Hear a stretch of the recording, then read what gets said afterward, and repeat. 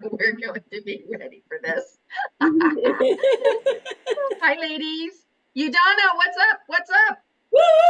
Oh my gosh, this has been an amazing week, and I have learned. I had an aha like the night before last that has literally shifted everything. I mean, it's like I've been waiting to this one for my life.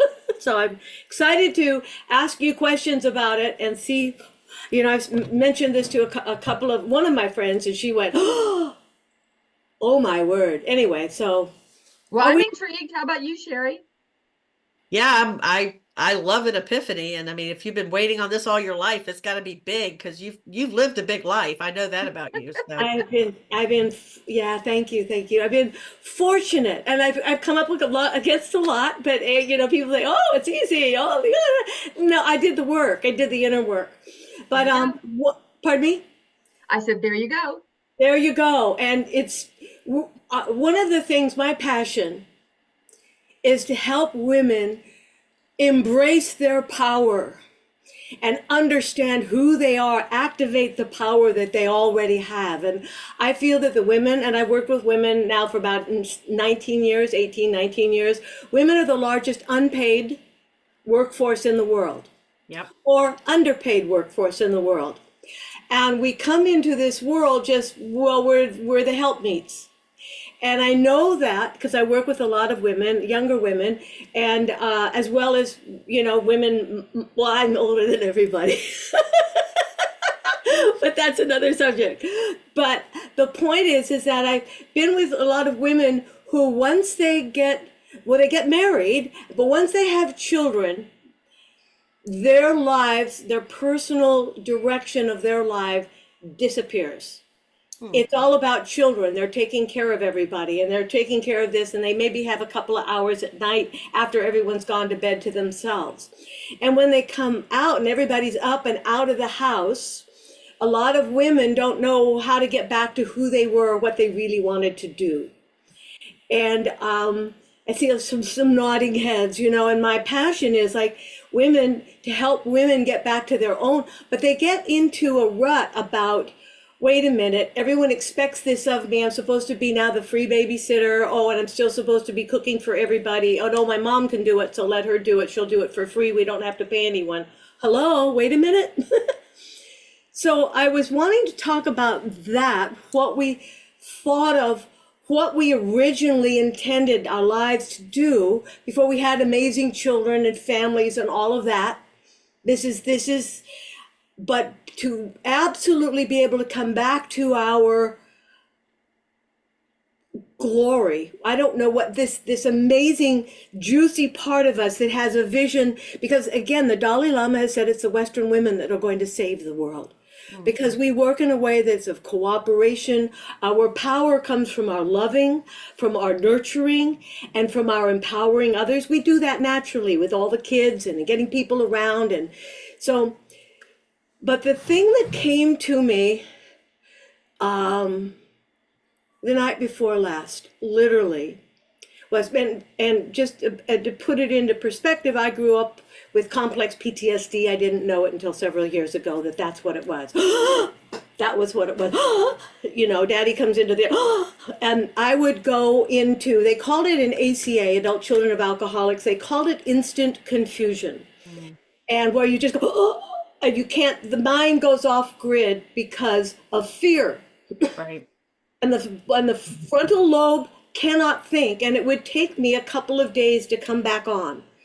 And so I started working through that. It's taken a while, found techniques to do that. So, but what I noticed the other evening, I was thinking about, I don't know how it popped into my head, but I'm just laying there in the middle of it. And I went, oh, and I asked my sweetie, I said, in football, what is the difference between the teams playing offense and the team playing defense? Hmm. Because I always thought that defense was, where I would retreat and disassemble and then have to recover. That's what defense was for me. That's what I understood. And I don't know whether that's true for others, but the women I've spoken to about this have said, oh my gosh, yeah.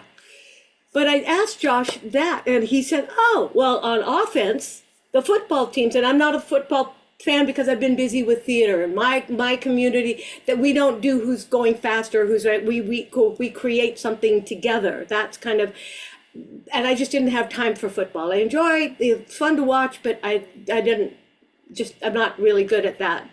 But he said, yeah, the offensive, they want to get down the field as far as possible.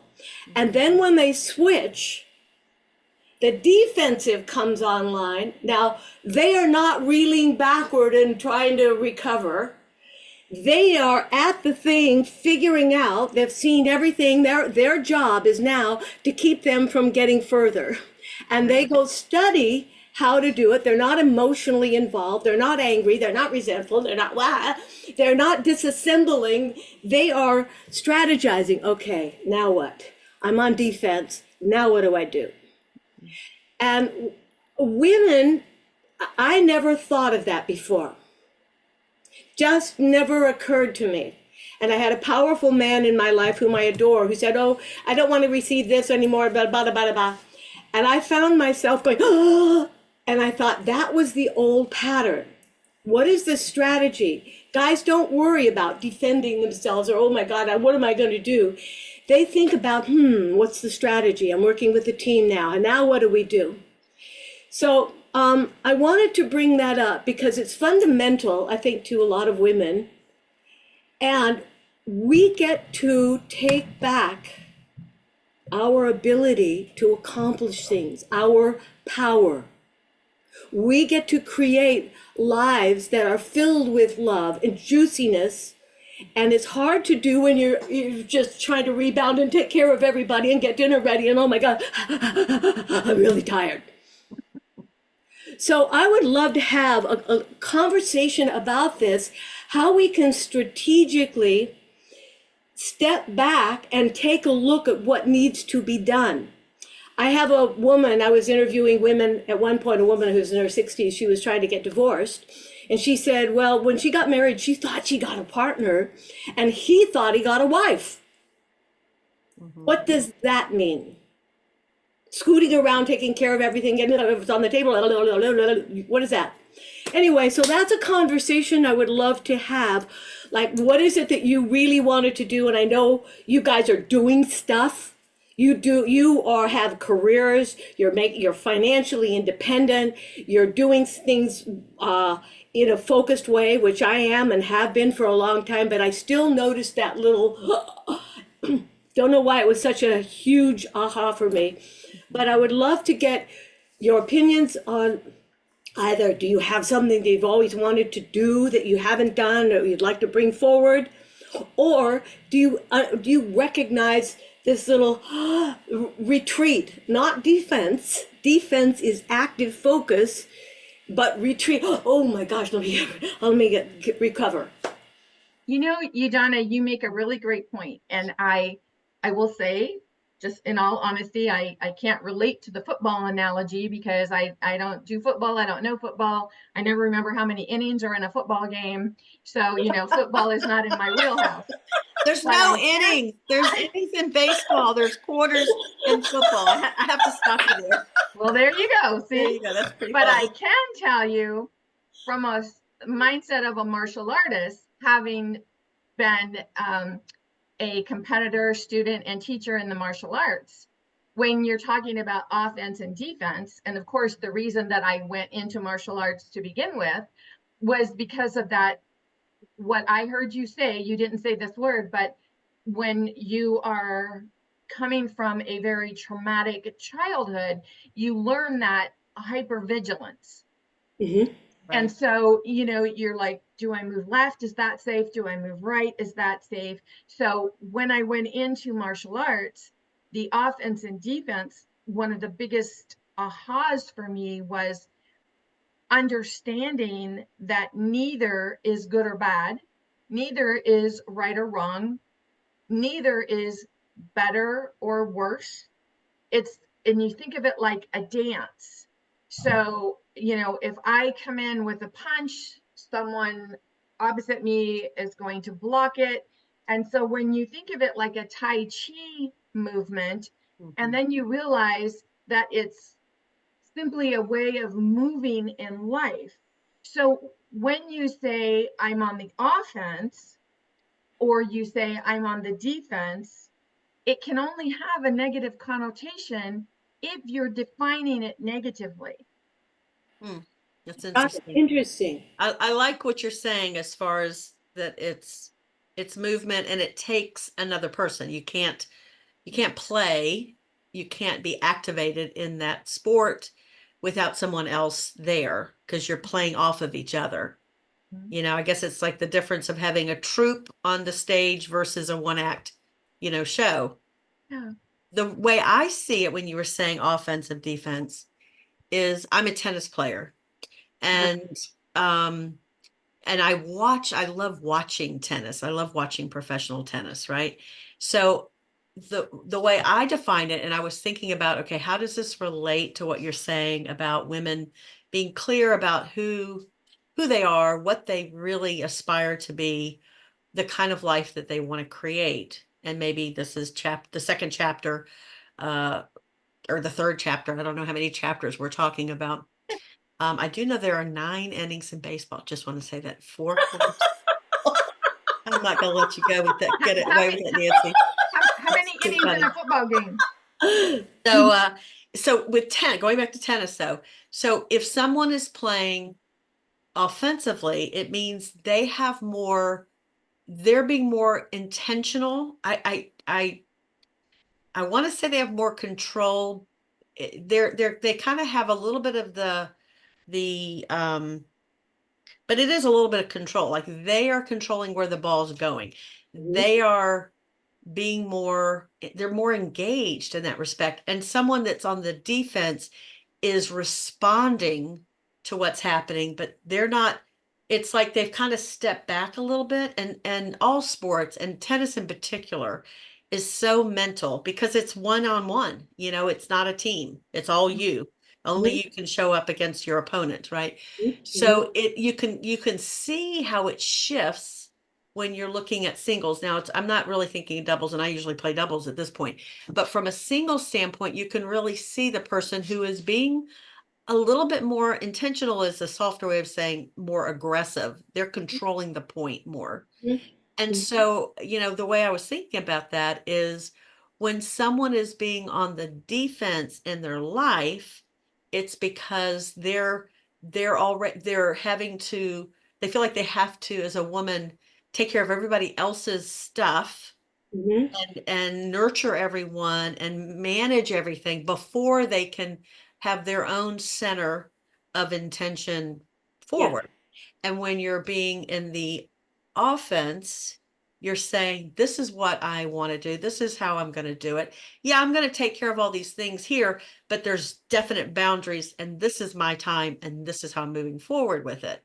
So to me, that's the similarity of what I'm hearing you say. Does that make sense? It's Yes. absolutely right on. It's like that amazing show Lessons in Chemistry on Apple Mhm, mhm, Plus, mhm. where she says, "All right, children, set the table. Your mother needs a few minutes to herself." Right, right. But women being able to set strategic boundaries like that that are not conflicts. So, and you're absolutely right. And I love the fact that I used to play tennis. I don't play it anymore, but that it's love, love one, Yeah, yeah, yeah, or yeah, love 15 or whatever, I yeah, forgot. yeah.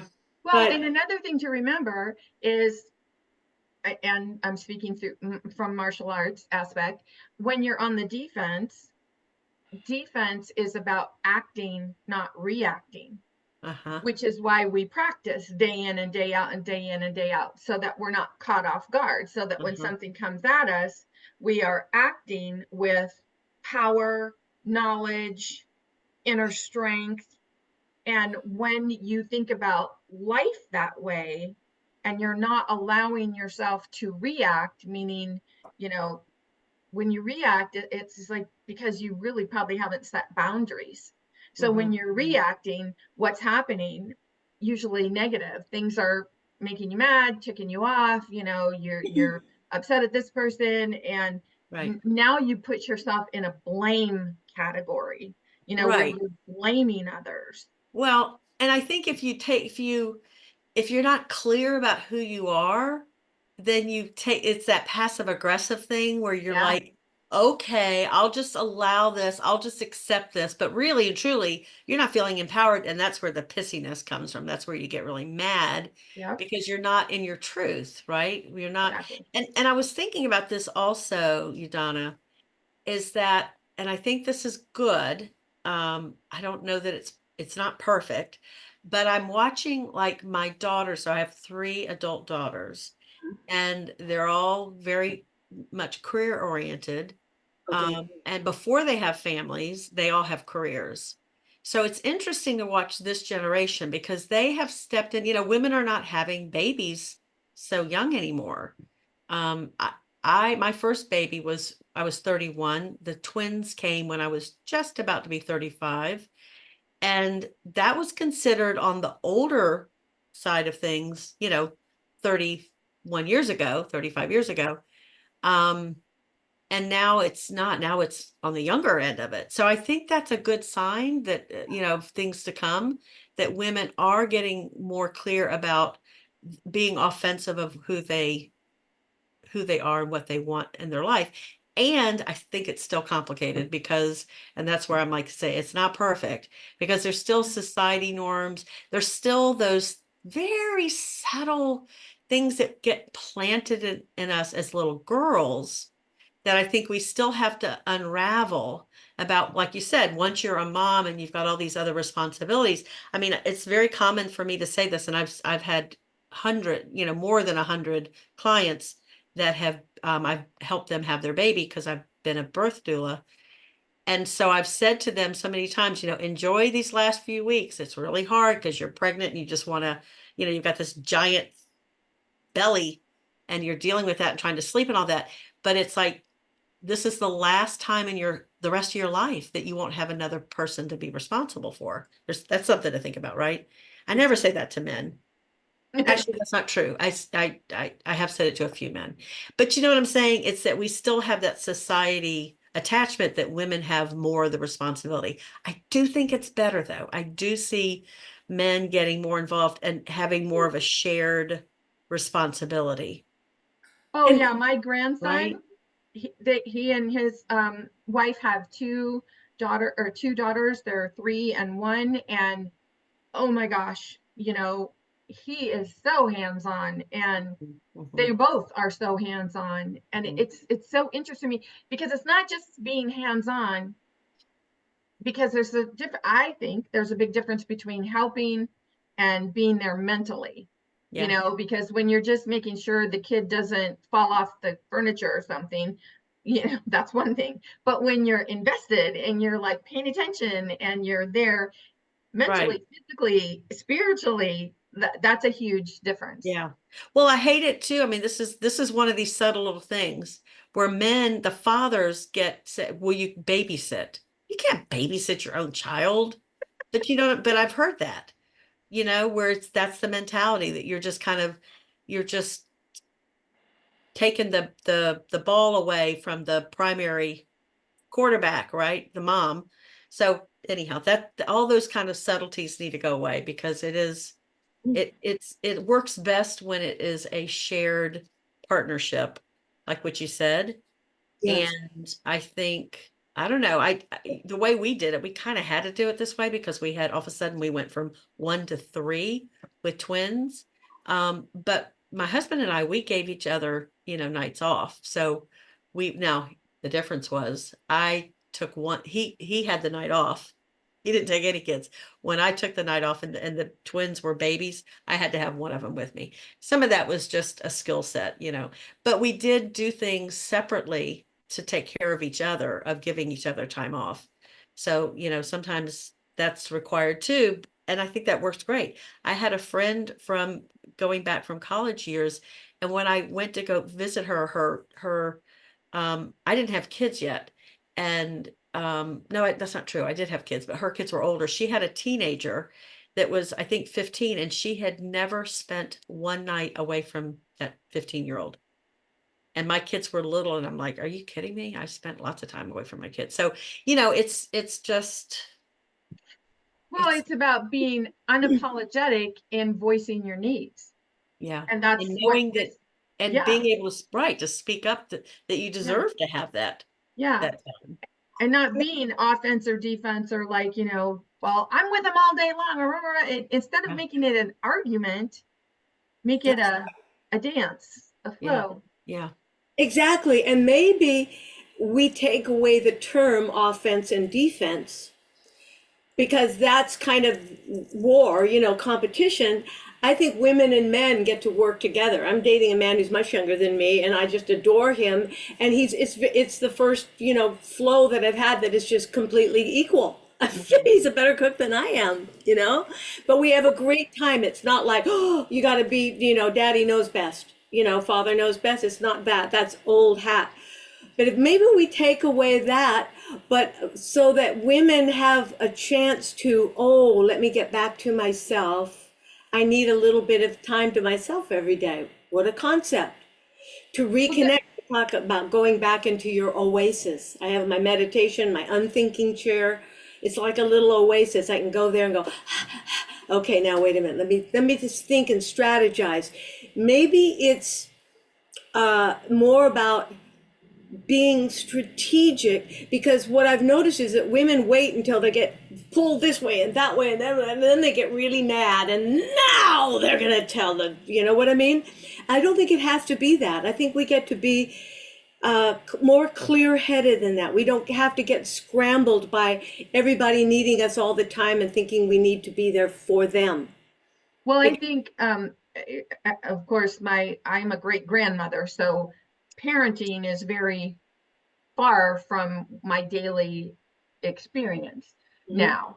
So, of course, I'm saying this in hindsight, but observing and remembering, sometimes there are days when you can't even have a conversation. Some days there's just no time. Things are happening and this child needs this and you're, going both ways. So, I feel like it comes back to number one, knowing who you are.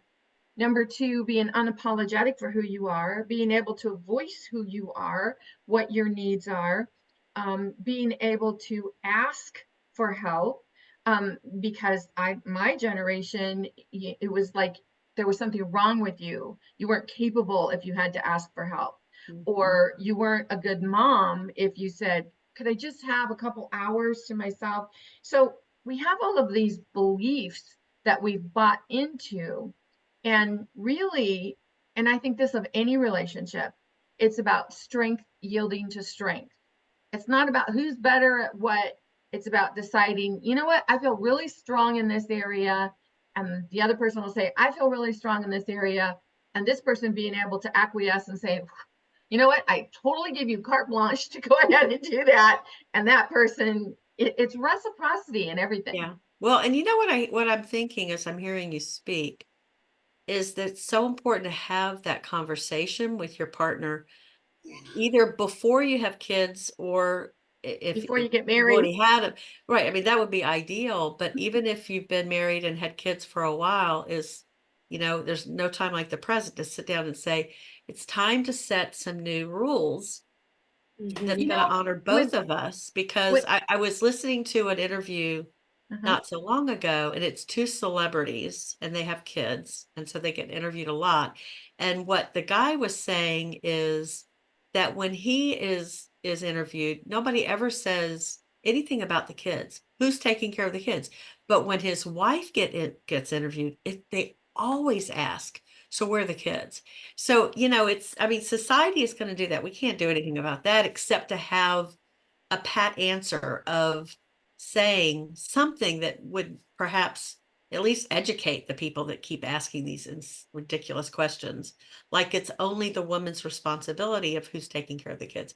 So I think it's so important that the couple has that conversation, which is probably got to come from the woman's insight of knowing and setting the ground rules collaboratively. Bingo. And Yeah. understanding that over 3,000 years ago, women were worshipped because they were fecundity, they were creation, where everything came into the world. You know, I mentioned this before. The first I ever heard of that was reading a book called When God Was a Woman. I went, what? What? And then what? Who Cooked the Last Supper was another one. So we're born into a culture that is already for 3,000 years, and our grandmothers and our great grandmothers have always been in this service organization. But the divine feminine is alive and coming into be an influence in this amazing culture. And it's really important because it runs on love. So instead of being offensive or defensive, maybe we're proactive according to where the flow is, but women can be strategic. How are they going to take care of their children? If you're in an abusive relationship, how can you be strategic? How are you going to do something so you don't get pummeled and disassembled with self-doubt? You Self know, speaking about being in an abusive relationship, I watched a movie the other night from the 70s. And it was interesting because in the 70s, you know, women still didn't have many rights. We were kind of waking up and there was a lot going on then. But it was interesting to me. First of all, watching the movie, I was like, oh my God, this is so ridiculous. Oh my God, are you kidding me? I found myself doing that. And so I'm like, all right, no, just watch it for like research purposes. What were we being taught in the 70s was okay or not okay, or, you know, our being wanting to be unapologetic in our life. How was it being handled and accepted? Yeah. And P.S. It wasn't. Well, it's So about power. What, it comes down to how much power we had at those times. yeah, How much and of that's it, what we have to remember is that that's what was fueling our beliefs, and because of that, you know, we glommed onto that, and then we really were on the defensive.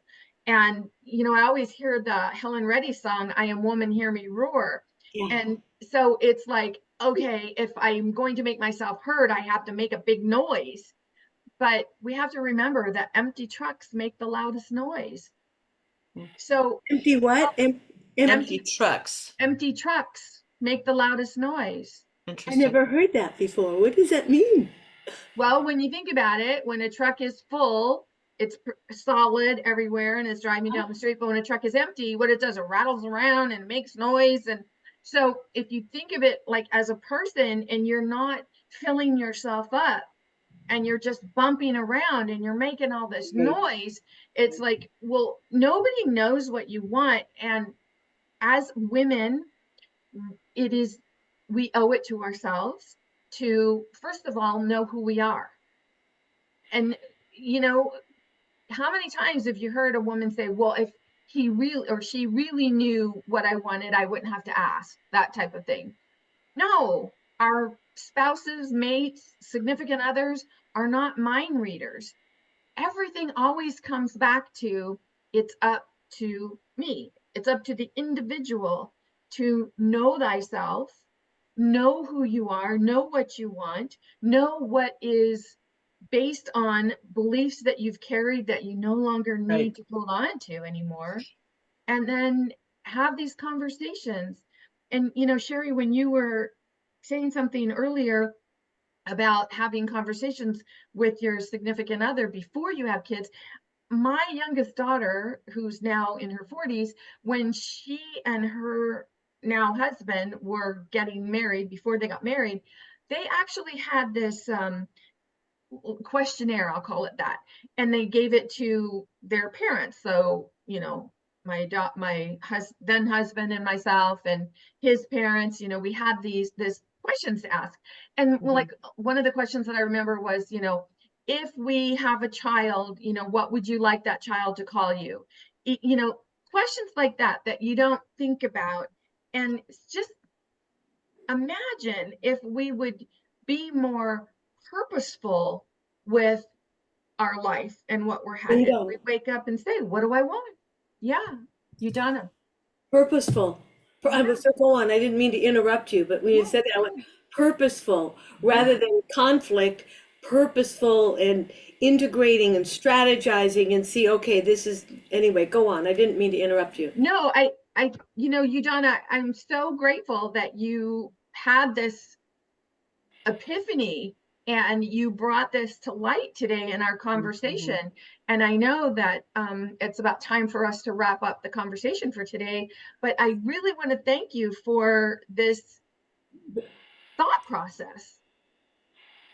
Yeah. Oh, well, thank you. It's been huge for me because I've just been seeing it, and it'll be interesting for other women to share with us what they get. And if you notice little posts, sometimes see one of our greatest power is our blooming from within.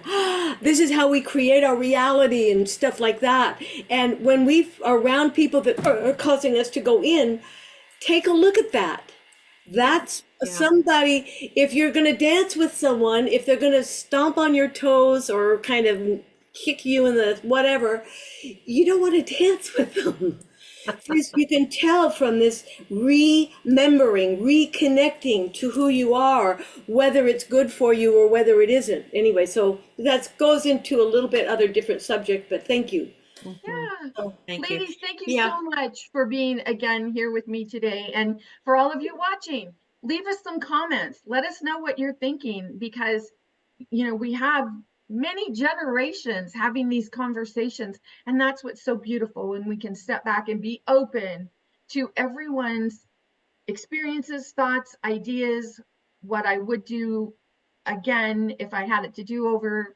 This is so amazing. Thank you, ladies, for being here today. Thank you.